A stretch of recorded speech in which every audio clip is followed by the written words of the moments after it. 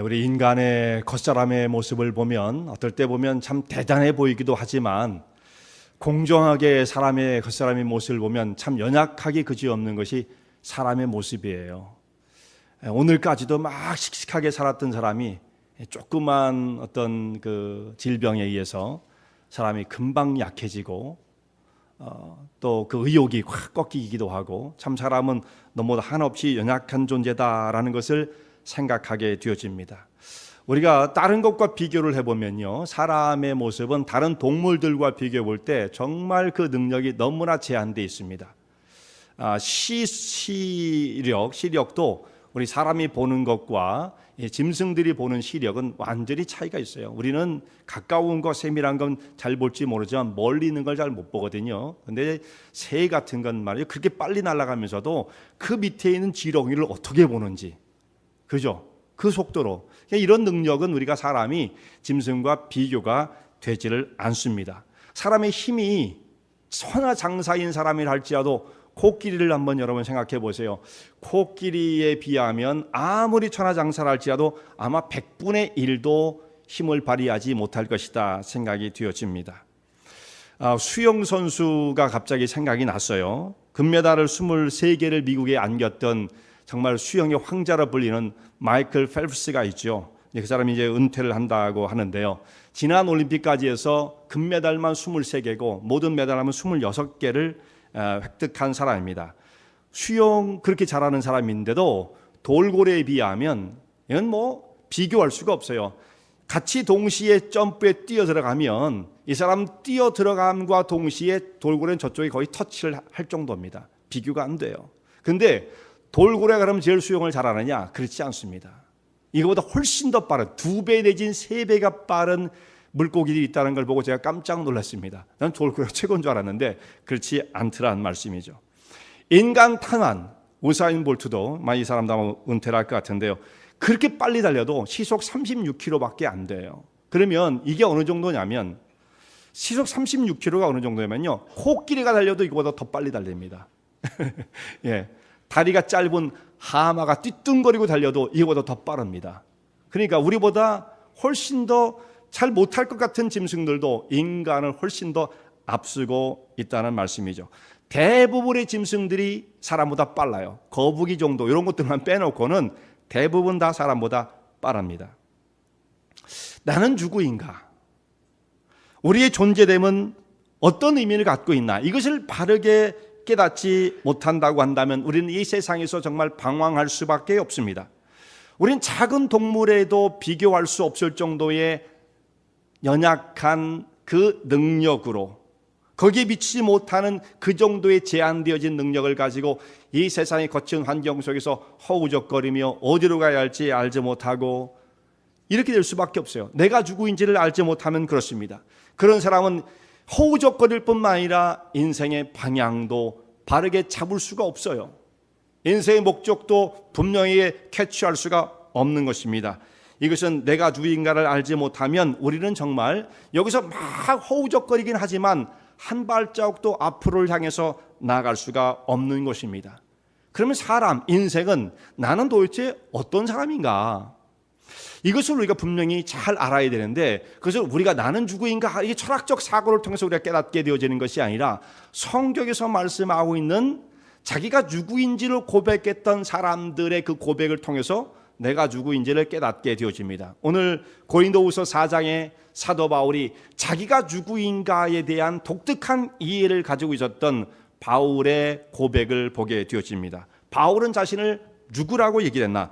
나는 바울이 주장하는 바는 여러 가지가 있긴 있습니다. 자기가 사도라는 것, 이것을 한 번도 빼놓지 않고 사도성을 강조했던 바도 있었습니다만, 바울이 말하고 있는 오늘 이 본문에서는 자기가 진흙덩어리다 이렇게 고백을 해요. 대단한 것이 나올 줄 알았는데 그렇지 않고요, 나는 진흙으로 만들어진 질그릇에 불과합니다. 나는 강하기는커녕 연약한 존재입니다. 이렇게 고백을 합니다. 질그릇이라고 하는 이 말이 뜻하는 바가 무엇입니까? 이것이 갑자기 사도 바울이 자기에 대해서 막 생각하고 고민하다가 나온 것이 아니고 하나님의 창조의 역사를 생각하고 묵상하는 가운데 나온 말씀이라고 보여요. 하나님의 사람을 지으실 때 진흙을 빚어서, 흙을 빚어서 아담이라는 그 사람을 만드시잖아요. 이게 결국은 아담이 남자 이름이 되기도 했지만 이게 흙이란 뜻입니다. 흙. 아담, 흙이란 뜻이에요. 붉다 혹은 붉은 계통의 흙, 그것을 의미하는 것입니다. 그래서 흙을 빚어가지고 사람의 모양을 만들고 그 코에 생기를 불어넣으심으로써 사람이 되게 하셨습니다. 이 질그릇의 특성은 무엇입니까? 투박한 질그릇의 특성은 무엇입니까? 첫 번째는 볼품이 없다라는 것입니다. 질그릇은 투박해서 볼품이 없고 겉의 모양으로는 자랑할 것이 없는 상태, 이것이 질그릇의 모양이에요. 여기같이 이렇게 매끈한 도자기를 말하는 게 아닙니다. 토기, 이것도 물론 유약을 발라서 그 안에 깨보면 그렇겠지만은 이거보다 더 투박하게 거칠게 빚어진 질그릇, 이걸 질그릇이라 말하지 않죠. 이건 그래도 도자기죠, 도자기. 질그릇은 아주 투박한 항아리 같은 거, 그것을 의미하는 거예요.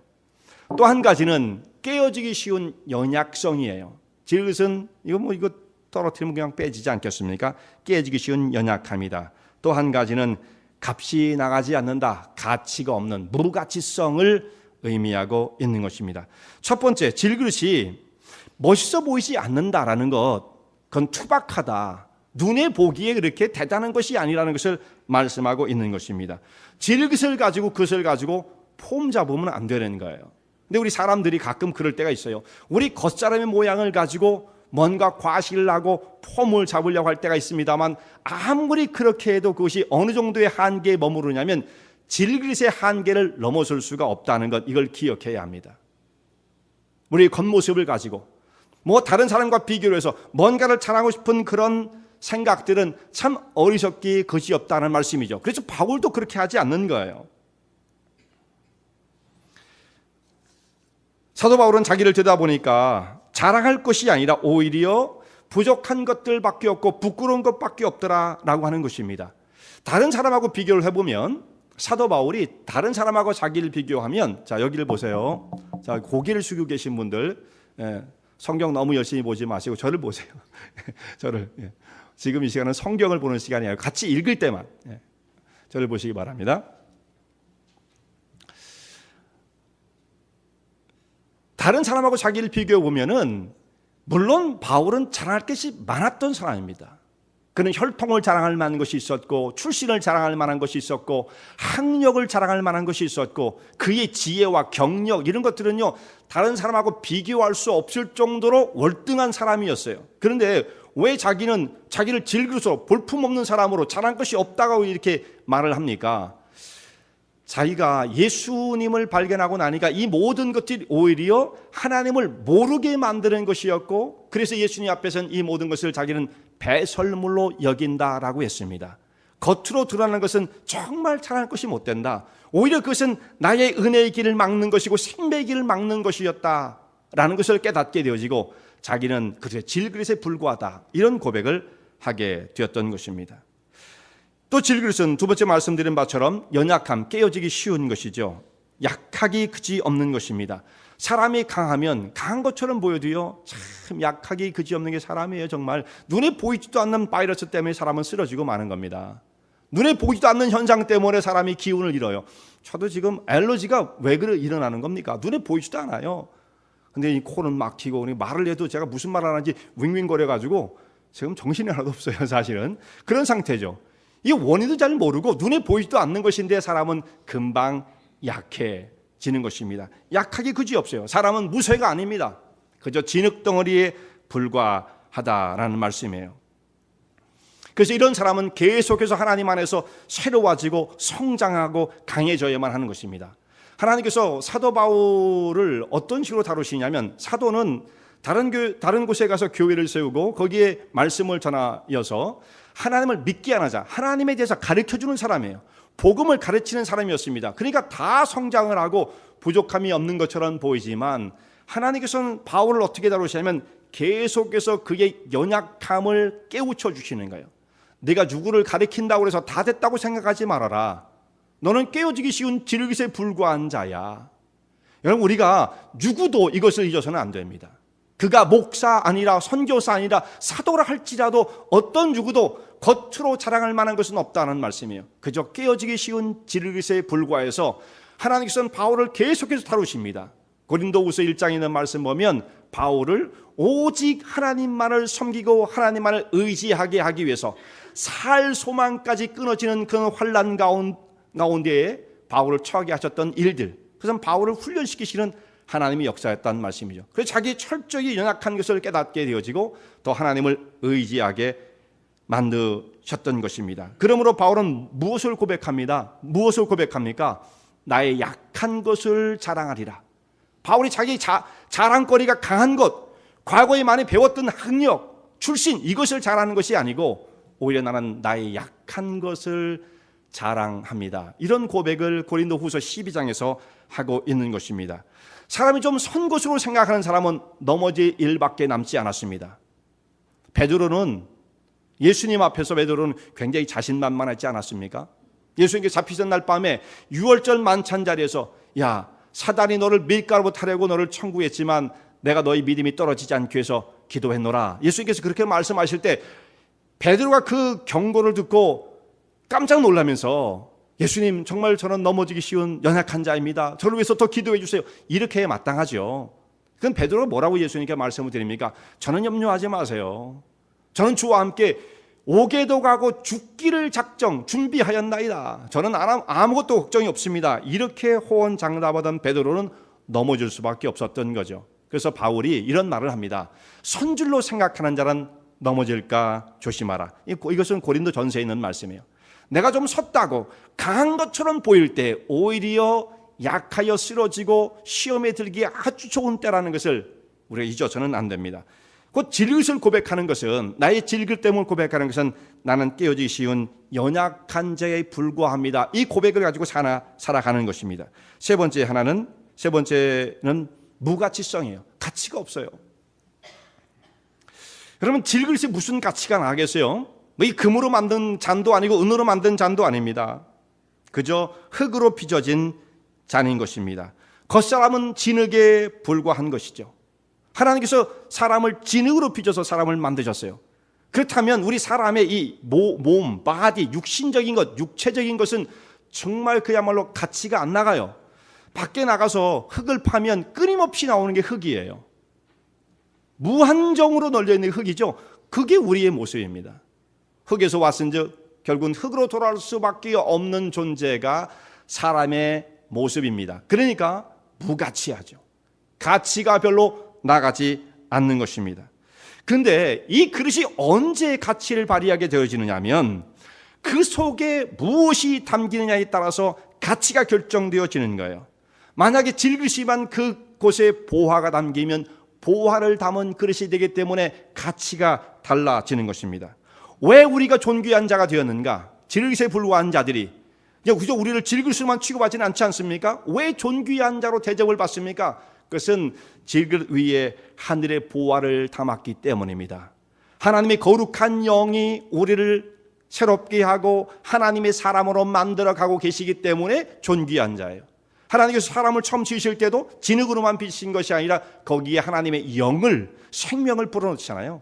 그 사람이 되었어요. 그래서 사람이 존귀하게 되었습니다. 그러므로 거기에 무엇이 담겨 있느냐에 따라서 가치가 결정되어지는 것입니다. 여기 물이 있어요. 오늘 아침 일부 예배 때는 제가 물도 못 마시고 지난주도 그랬는데요. 물컵이 있습니다. 여기 물 담으면 물컵이고요. 여기에 또 만약에 더러운 걸 담으면 오물통이 되는 겁니다. 뭐 그럴 리가 없지만, 그런 걸 담을 리가 없지만 우리가 상상을 하면 더러운 걸 담으면 구정물통이 되어지고 마는 것이죠. 곧 이 그릇은 말이죠, 그릇 자체가 갖고 있는 고유한 가치도 있긴 있지만 여기에 무엇을 담냐에 따라서 활용 가치가 완전히 달라지는 거예요. 물잔이 될 수도 있고 오물통이 될 수도 있는 것입니다. 만약 여기 어떤 사람이 보배를 담으면 보배압이 되는 거예요. 여기에 만약에 누가 황금을 담으면 황금함이 되어지는 것입니다. 그러니까 이 그릇의 가치는 겉껍질이 결정하는 것이 아니고 그 안에 담겨지는 내용물이 이 그릇의 가치를 결정한다는 말씀이에요. 사람도 질그릇된 우리 인간도 마찬가지입니다. 사람의 가치는 그 외형에 달려있지 않아요. 육체적인 것에 달려있지 않아요. 그 심령 속에 담겨 있는 것이 무엇인가에 의해서 가치가 결정되어지는 것입니다. 정말 우리 안에 무엇이 들어있는가? 일반적으로는 하나님의 영, 성령으로 말미암아 우리의 심령이 새롭게 되어지는 것이 가장 존귀하고 가장 귀한 것은 분명한 것이고요. 또 하나님의 인도하심을 따라 그 사람이 어떤 방향과 어떤 목표를 세우고 삶을 살아가느냐에 따라서 인생의 가치가 달라지는 거예요. 물론 자기가 누구인지를 알지 못하면, 자기 주소를 파악하지 못한 채 내가 어디로 가는지, 내가 지금 무엇을 추구하고 살아야 되는지, 그 마땅한 것이 무엇인지를 알 길이 없어요. 그래서 그 속에서 그냥 우리는 방향도 없이 허우적될 수밖에 없는 것입니다. 그런데 하나님을 발견하면, 거기에 보화를 담게 되어지면 정말 세상에 어떤 것과 비교할 수 없는 가장 존귀한 자가 되어지는 것입니다. 그런데 사람들은요, 우리가 여러분이 뭐 집에 보석이 많으세요? 보석을 갖고 계신 분들은 그 보석을 어디에다 보관을 하십니까? 그걸 제일 보관하기 안전한 곳은 있을 것 같지 않은 데다 둬야 그게 안전해요, 사실은. 뭐 너무 이렇게 잘 쌓아두면 그건 도둑놈이 다 가져갈 수가 있어요. 그런 데만 뒤지니까, 그죠? 원래 사람은요, 보석, 같이 나가는 것은 어떻게 보관하냐면 그 함 자체도 좋은 것을 준비하는 거예요. 무슨 다이아 반지를 갖다 어떻게 케이스를 만든다 하면 다이아 반지 그 정도의 밸류는 아니어도 얼마나 그 케이스가 럭셔리합니까? 뭐 하드 케이스로 만들어 가지고 말이죠, 뚜껑을 탁 열면 탁탁 이렇게 열리고 그러잖아요. 그냥 이게 그 절도가 있어야 돼요. 그 속에 아주 다이아 반지가 딱 들어서 딱 어울릴 만한 그런 함을 만들어서 거기에 보석을 집어넣습니다. 그게 적당하게 잘 어울리는 거죠. 사람은 그렇게 하는데 하나님께서는 하나님의 보배를 어디에 담으셨느냐면 적합하지 않아 보이는 질그릇과 같은 우리에게 담으셨어요. 나에게 깨어지기 쉬운 질그릇, 같이 안 나가는 투박한 우리의 이 육체와 영혼 속에 하나님의 보화를 담게 해주셨습니다. 어울리지 않는 거예요, 어떻게 보면. 우리 같으면 그렇게 하지 않습니다. 근데 하나님께서는 잃어버린 백성들을 찾아 죄악으로 말미암아 타락한 자들을 건져내시고 일방적인 은혜를 베푸셔서 감당할 수 없는 것처럼 보이는 하늘의 위로와 은사를 사람들에게 부어 주셨습니다. 그러니까 하나님의 사랑과 은혜를 깨닫게 되어지기 위해서는 내가 어떤 자리에 있었던가를 잘 알아야 돼요. 받을 만한 은혜를, 우리가 그 받을 만한 은혜를 받을 만한 그런 자격을 갖춘 사람이라고 한다면 뭐 받을 것을 받았으니까 그럼 그런 감사도 없어요. 감격도 없습니다. 그러나 우리는 사실상 감당할 수 없는 자들이었는데 하나님께서 일방적으로 저희를 불러내시고, 그러니까 하나님의 예정이란 말을 우리가 쓰지 않을 수가 없는 거예요.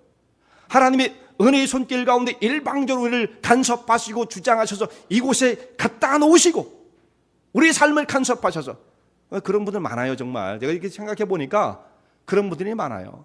자기가 여기 오고 싶어서 온 분들이 없고요, 그냥 일방적으로 하나님의 이끄심을 따라서 여기까지 이끌려와서 하나님의 은혜와 사랑을 체험하게 해 주셨기 때문에 받을 수 없는 은혜였지만 그것을 받게 해주신 하나님의 사랑과 은혜를 생각하고 감사하지 않을 수가 없는 것입니다.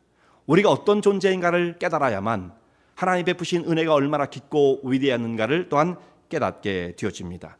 그런데 이 은혜를 체험한 사람은요, 어떻게 변하게 되어지냐면 모든 환경을 이기는 사람이 되어집니다. 그래서 모든 환난을 이겨요.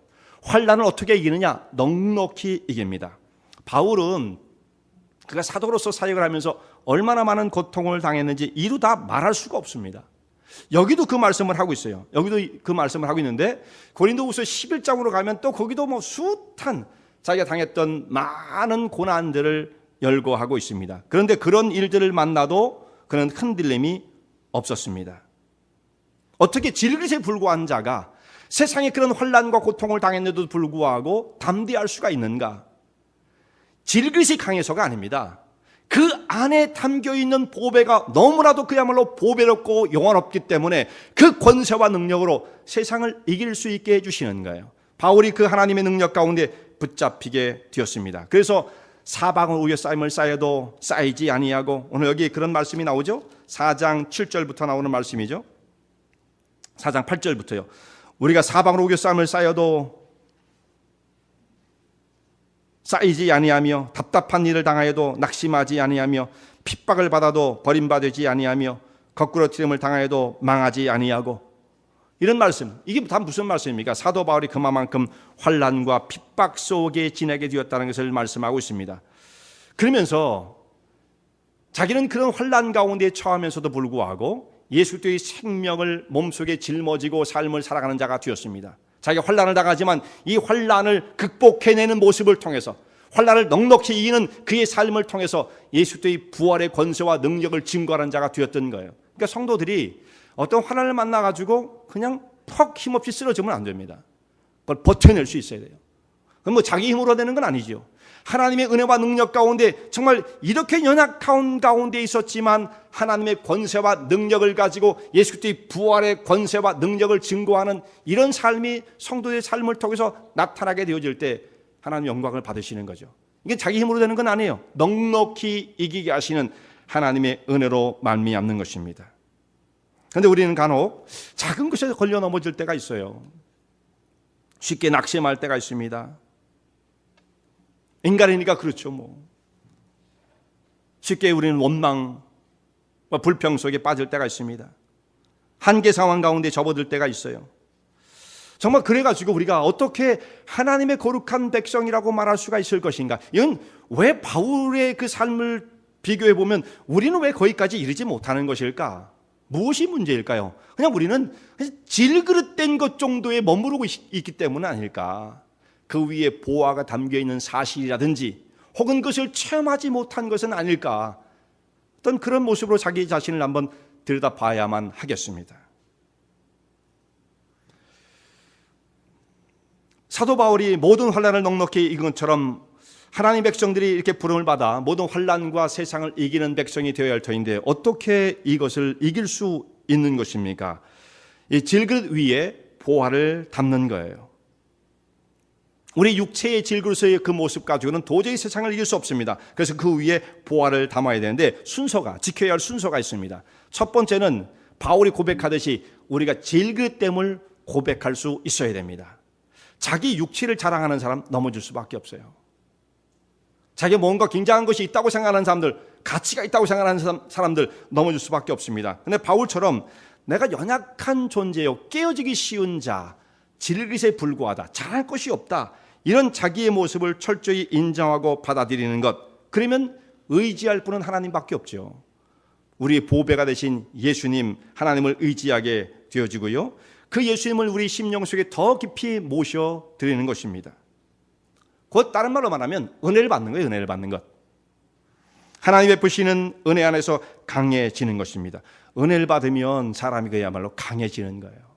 은혜를 받으면 사람이 달라지는 것입니다. 그래서 디모데후서 2장 1절에 바울이 자기의 영적인 아들인 디모데에게 이런 권면을 해요. 내가 은혜 속에서 더 강해져라. 소심해지지 말고, 무슨 환난을 만났다고 해서 소심해지지 말고, 나이 어리다고 다른 사람들이 널 업신여긴다고 해서 소심해지지 말고, 그걸 이길 수 있는 방법은 사람이 나이를 갑자기 먹을 수는 없잖아요.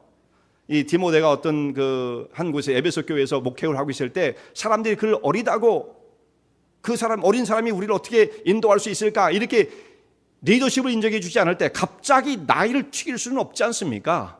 갑자기 20살 된 사람이 30살 될 수도 없고 40살 될 수는 없잖아. 이건 바꿀 수 없어요. 그럼 어떻게 이것을 넘어설 수가 있습니까? 내가 은혜 속에서 강하여져라, 이거죠. 그렇다고 한다면 나이를 초월할 수가 있는 것입니다. 그러면 강해지게 되어지는 것입니다. 은혜를 받는 거예요. 어떤 사람이 은혜를 받는가? 하나님의 신령한 은혜를 사모하는 마음을, 갈급한 심령을 갖는 것이 너무나도 중요합니다. 여러분, 우리가 다 지금 이 자리에 와서 예배를 드리지만 정말 그런 자세를 가지고 예배를 드리는지 안 드리는지는 하나님이 아시는 거예요. 저도 조금은 알아요. 그런데 예, 그거 굉장히 중요한 게 어떤 자세냐, 어떤 자세냐. 폼이 나와야 된다고 그랬어요. 폼이. 그래서 제가 자꾸 예배 중에 어텐션을 요구를 하는 거예요. 폼이 나와야 돼요. 폼이. 운동선수 폼 나와야 됩니다. 그냥 뭐 대충 해갖고는 절대로 좋은 스코어를 낼 수가 없어요. 진지하게 최선을 다해서 매달려도 될까 말까 한 거거든요. 은혜도 마찬가지예요. 어떤 그런 자세가 하나님 앞에 갖춰져야만 하는 것입니다. 우리가 하나님의 교회 지금 주일날 나와서 예배를 드리는 것, 이것은 성도들이 마땅히 해야 할 물론 의무입니다. 당연한 거예요. 예배를 드리는 것이 첫 번째 목적입니다. 예배를 통해서 뭘 할 건데요? 아마 그건 그 뒷것은 생각하지 않아도 돼요. 사실상 하나님의 백성으로 부름을 받은 자로서 첫 번째 해야 될 것, 그건 예배를 드리는 거거든요. 영광을 받으셔야 할 하나님 앞에 우리 온 마음과 정성을 다해서 경배를 드리는 그 일, 이것보다 더 귀하고 존귀한 일이 없습니다. 우리가 바쁘고 또 뭐 피곤하고 그런 가운데 있지만 다른 걸 다 뒤로 하고 오늘 정해진 시간 하나님 모자 앞에 나와서 예배를 드리는 거예요. 근데 그렇게 예배를 드리면 그 심령 속에 주께서 부으시는 은혜가 있어요. 준비되어진 영혼 위에 하나님의 은혜를 갈급히 찾는 자들에게, 나를 찾고 찾는 자가 나를 만날 것이라 말씀하신 바처럼 정말 하나님을 갈급히 찾는 자들에게 주께서 부으시는 은혜가 있는 것입니다. 이것은 다른 어떤 곳으로도 대치할 수가 없어요. 여러분, 우리가 그 하나님의 신령한 은혜를 어떤 곳에 가서 그것을 경험할 수 있겠습니까? 바다에 가서? 산 위에 올라가서? 물론 하나님이 지으신 장관을 보면서 아름다워요 할 수는 있지만 그렇다고 해서 그게 은혜를 받는 건 아니에요. 우리 심령이 강해지는 것은 아닙니다. 하나님이 예배 가운데 임재하셔서 성령과 말씀과 기도와 또한 성례를 통해서 우리의 삶을 간섭하시고 우리 영혼을 어루만지시는 가운데 은혜 안에 강해지게 되어지는 것입니다. 자, 이런 사람은 계속해서 성장하고 강해지는 영혼을 갖게 되어집니다. 우리가 낙심하지 아니하노니 우리 겉사람은 후패하나 우리 속은 날로 새롭도다. 우리 속 사람이 계속 새로워지니까 우리 겉사람은 좀 약해져도 그 속에서 낙심하지 않고 위로를 받을 수가 없어요. 자, 이 말씀 우리가 낙심하지 아니하노니 우리 겉사람은 후패하나, 이 말이요, 정말 이제는 실감이 가요. 실감이 가. 제가 30세에 30살에 목사 안수를 받았습니다. 그때도 아마 이런 설교를 했겠죠. 근데 겉사람은 후패하나 이런 얘기를 30살 먹은 목사가 아무리 해봐야 그건 설득력이 없는 얘기예요. 그죠? 근데 제가 지금 저도 이제 나이가 이제 50을 넘어가니까 이게 제가 실감이 간단 말이에요. 육체로 느낄 수가 있어요. 육체로 느낄 수가 있어요. 겉사람은 후패하나, 정말 그렇구나. 약해져 가는구나. 피부도 옛날 같지 않고, 호흡도 옛날 같지 않고, 체력도 옛날 같지 않고, 민첩성도 옛날 같지 않고, 그런 거예요. 겉사람은 계속해서 쇠약해져 갈 수밖에 없습니다. 그래서 사람은 20대까지는 어느 정도 그것을 유지할지 모르지만 벌써 30주에 접어들기 시작하면 사람은요, 나이 들기 시작하는 거예요. 나이 값을 해야 됩니다. 30이 넘어가면 나이 들기 시작하는 거예요. 20살까지는 뭐 철이 없죠. 철이 없어도 돼요. 철이 없는 나이예요. 장가를 가고 자녀를 낳아도 철이 없는 겁니다. 그런데 30살이 되고 40이 되어지고, 불혹에, 그 다음에 지천명에 이 나이가 되어지면 정말 이제는 철이 날 수밖에 없는 겁니다. 우리 육신은 점점 약해져 가요. 그 겉모습을 바라보면 낙심할 것밖에 없습니다.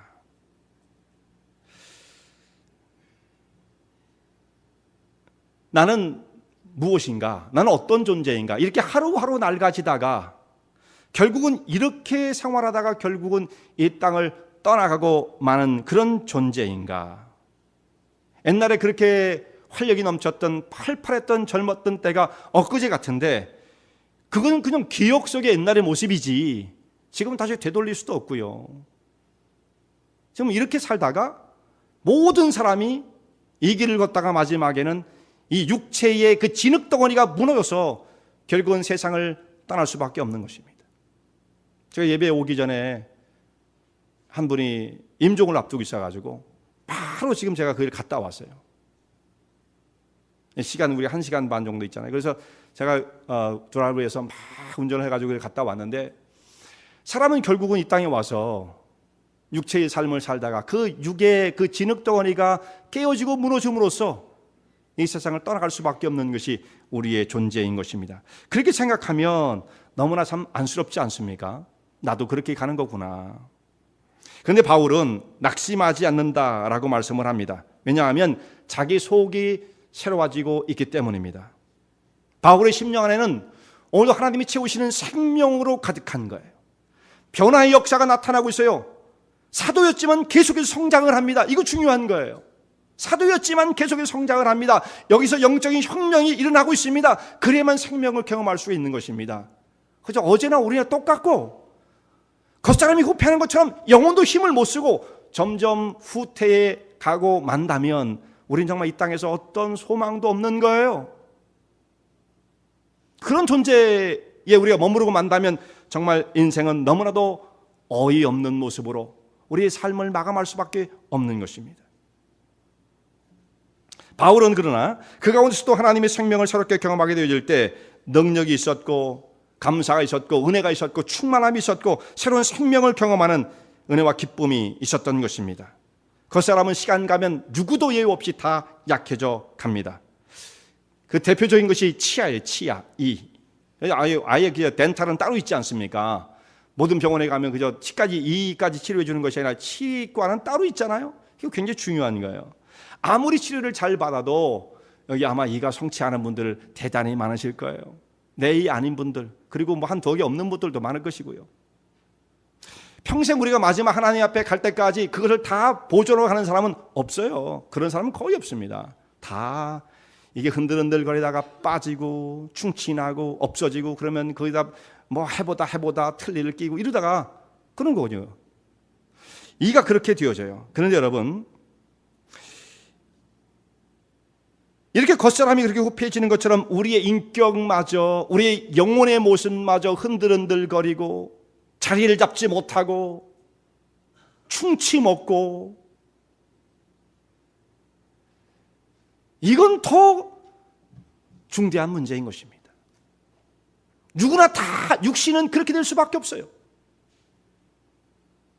흔들흔들 풍치가 걸리고 막 이 아프고 조그만 걸 씹어도 막 치통이 생겨가지고 어쩔 줄 몰라 하고. 그런데 그런 모습처럼 우리의 영혼 가운데에도 그런 약한 것이 찾아오고 흔들흔들거리고 자리를 잡지 못한 가운데서 평생의 삶이 불안하게 지나고 만다고 한다면 그처럼 정말로 안타까운 위태위태한 영혼이 없는 것입니다. 바울은 고백이 나는 낙심하지 않습니다. 겉사람 후피하지만 내가 낙심하지 않는 것은 내 속은, 우리의 속은 날로 새롭기 때문입니다. 이런 고백을 드리고 있는 것입니다. 자, 이렇게 영적인 삶을 추구하는 사람들은 모든 세상을 눈으로 보이는 대로 판단하지 않습니다. 여러분, 이거 굉장히 중요한 문제입니다. 눈으로 보이는 대로, 보이는 것이 다는 아니에요. 우리가 봐도 그렇지 않습니까? 보이는 것이 다는 아니잖아요. 안 보이는 세계가 또 얼마나 많습니까? 사실 공기 자체도 보이지 않잖아요. 우리 눈에는 말이죠. 보이는 것은 결코 다가 아닙니다. 또한 사도 바울이 여기서 표현하고 있는 것은 보이는 것은 잠시 잠깐이요 보이지 않는 것이 영원함이니라. 그래서 바울은 이 땅에 있는 보이는 것에, 세상적인 것에, 인간적인 것에 집착하지 않았던 것입니다. 중요한 것이 뭐냐면 이 보이는 것이라는 것은 그거예요. 물질적인 것도 그거예요. 또 사람의 인정과 사람의 어떤 그 환호, 이런 것도 보이는 것입니다. 주변에 있는 사람들이 나를 어떻게 평가해 줄 것인가, 사도로서 어떤 대우를 받고 있는 것인가, 나는 교회 와서 사람들에게 어떤 대접을 받고 있는 것인가, 이런 거 그렇게 중요한 문제가 아닌 것입니다. 보이지 않는 것, 하나님께서 나를 어떻게 봐주고 계시는 것인가, 나를 어떻게 인정해 주시는 것인가, 지금 나를 하나님께서 어떻게 평가하고 계실까, 이게 더 중요해요. 사실은 몇 사람에게 몇 마디를 듣는 것, 그게 중요한 거 아니에요. 갑자기 그 생각이 났어요. 새벽기도 때 제 이셀 그룹 때 찬송을 하셨는데 칭찬을 제가 안 해가지고 얼마나 혼났는지 모릅니다만, 하나님이 보셨을 때 그것이 아름다웠다고 한다면 목사의 칭찬이 무슨 소용이 있었겠어요? 그죠? 근데 저도 그렇게 뼈에 사무쳐가지고 좀 몇 번 제가 메이크업을 해드렸어요. 몇 번. 사람의 칭찬도 어떨 땐 들을 땐 기분이 뭐 좋지요. 그렇지만 진짜 중요한 건 하나님께서 나를 어떻게 보고 계실 것인가. 보이지 않는 세계에 대한 이 감각이 있어야 돼요. 정말 보이지 않는 세계에 대해서. 근데 보이지 않는다고 해서 없는 것은 아닌 것입니다. 지금 스마트폰 시장에 지금 지각 변동이 일어났어요. 그걸 주도하던 삼성이 지금 아주 그냥 큰 낭패를 보게 되었습니다. 야심차게 이걸 개발하기 위해서 수천 명이 매달리거든요. 최고의 두뇌들이 수천 명이 매달려가지고 1년간 그것을 연구해가지고 신제품을 내놓는 겁니다. 우리 이거 만드시는 분이 계시니까 그걸 어느 정도 알잖아요. 그 밤샘을 해가면서 만들어내는데, 그래서 모든 기능을 다 통합을 해가지고 최고의 제품을 내놓기 위해서 애를 쓰는 거예요. 그 경쟁들이 얼마나 치열합니까? 여기서 한번 미끄러지면 이제 시장에서 도태가 되어지니까 사활을 걸고 이것을 개발하게 되어지는 거죠. 그래서 노트 7을 내놨을 때 세계인들이 주목을 받았습니다. 반응이 뜨거웠어요. 그냥 모든 기능이 다 거기에 탑재가 돼가지고 혁신적이었다. 써보질 않아서 모르겠습니다만 어느 정도의 기능이 있는지는 모르겠지만 그 모든 사람에게 찬사를 받았습니다. 그래서 시장에 나오자마자 100만 대 이상이 그냥 일시에 팔려버렸어요. 그런데 조금 있다가 문제가 생기기 시작했죠. 폭발하기 시작합니다. 배터리가 그냥 점점 폭발을 하고 비행기에서도 폭발을 하고 집에서도 폭발을 하고 차에서도 폭발을 하고 불이 나고 이러니 이걸 어떻게 하겠습니까? 100만 대 중에 물론 10,000대 중에 한 대 정도가 불량이 있다고 그러는데 그래도 그렇죠. 문제가 되는 거예요. 그래서 결국은 그것을 리콜을 해가지고 배터리를 갈아주는 것으로 하다가 도저히 안 되겠으니까 그리고도 또 문제가 생기니까 배터리 결함이 아니고 하드웨어의 문제니까 이건 도저히 어떻게 할 수가 없다. 그래서 시장에서 퇴출을 시켰습니다. 이것을 걷어들이는 거예요. 그리고 이제 그 산 사람들에게 다 현찰로 바꿔주든지 그러니까 그 리펀드를 해주든지 아니면 다른 제품을 살 수 있도록 유도를 하겠죠. 이 일로 말미암아서 삼성이 손해를 봐야 할 적자를 봐야 할 액수가 대략 한 30억 불 정도, 3 빌리언 정도가 된대요. 그것은 눈으로 나타나는 것이고요. 보이지 않는 곳에서 손실을 보는 것은 이거보다 훨씬 이거와 비교할 수 잘못하면 여기서 회생할 수 있을까? 이것까지 걱정하는 사람이 있어요. 그 정도로 중대한 문제가 발생했던 것입니다. 자, 아무리 기능이 뛰어나고 아무리 제품의 혁신을 이루었고 사람들에게 환호를 받았고 겉모양이 번쩍번쩍거려도 그 속에 안정성이 보장되지 않으면 사람이 쓸 수가 없어요. 그럼 겉으로 있는 것으로 모든 것이 평가되어지는 것이 아닙니다. 보이지 않았지만 아무도 생각하지 않았던 거예요. 그 안정성이라는 건 당연한 거니까.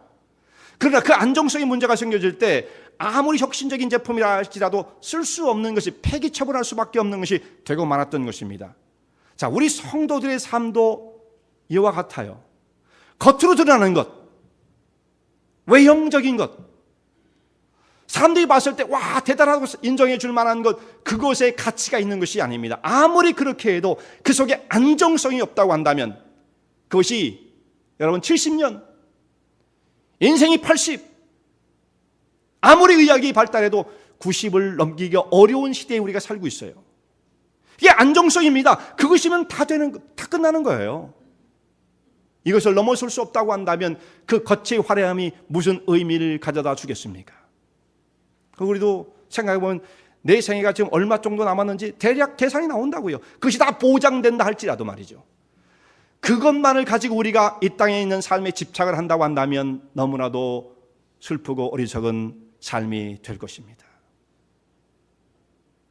사도 바울은 그래서 자기는 눈으로 보이는 것에 집착하지 않고 보이지 않는 것, 영원한 것에 소망을 두고 하나님의 나라와 상급을 바라보고 믿음의 길을 걷는 자가 되었다고 말씀하고 있습니다.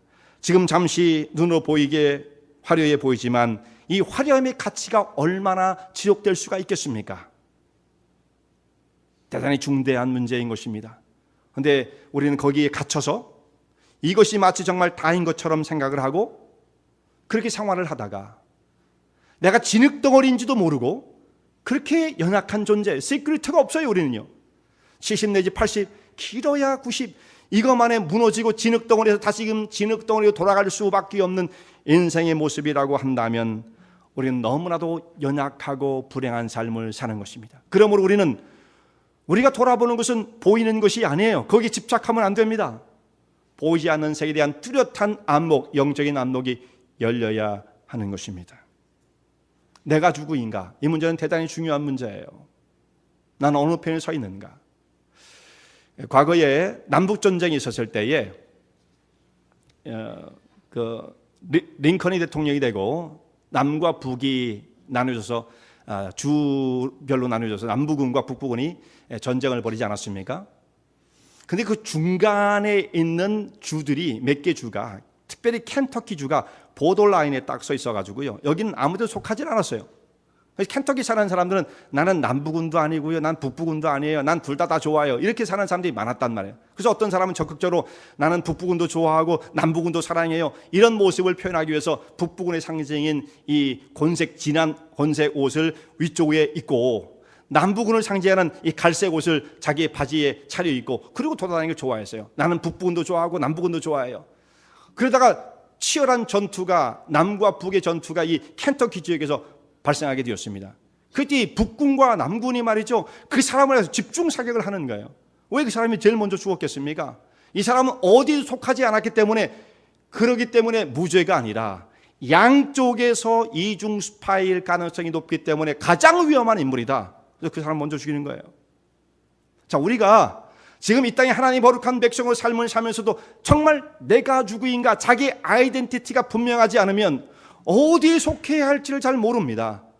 난 세상에서도 어느 정도 적당하게 세상에서 스탠스를 잡고 잘 살아야 할 텐데 라고 하는 그런 모습과 하나님 백성으로 삶을 살아야 되는지라고 하는 그 어중간한 모습을 왔다 갔다 하면서 자기의 신분을 정확하게 밝히지 못하면 결국은 양쪽에서 퇴출을 당할 수도 있는 문제예요. 사실 그렇잖아요.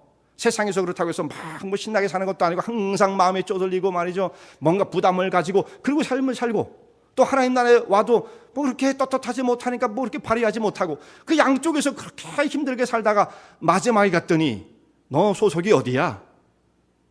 이렇게 이어진다면 어떻게 되겠습니까? 자, 우리 자기의 신분됨을 우리가 분명하게 깨닫지 못하면 나의 삶은 무질서할 수밖에 없는 것입니다. 삶의 방향이 없는 것입니다. 때로 우리의 신앙을 가지고 살면서도 이와 같은 자기 신분에 대한 혼란을 겪을 때가 있습니다. 다시 한번 우리를 돌아봐야 돼요. 내가 누구인가? 나는 원래 질그릇이지, 투박하지, 가치가 없지. 그러나 이 위에 하늘의 보화를 담은 사람이지, 하나님의 거룩한 백성으로 부름을 받은 자이지. 이 거룩한 부르심을 받고 하나님의 부르심 가운데 응답하여 믿음의 길 가운데에, 헌신의 길 가운데 서시는 주의 종들 되시기 바랍니다. 은혜와 진리 장로교회는 진실된 하나님의 말씀, 건강한 신앙의 공동체를 찾는 모든 분들께 열려 있습니다. 교회 주소는 230 US Highway 45번, Vernon Hills, 230 US Highway 45, Vernon Hills, VERNONHILLS에 위치하고 있으며, 새벽 예배는 화요일부터 토요일까지 오전 6시, 금요 저녁 예배는 금요일 저녁 8시, 주일 1부 예배는 오전 8시, 2부 대예배는 오전 11시에 시작합니다.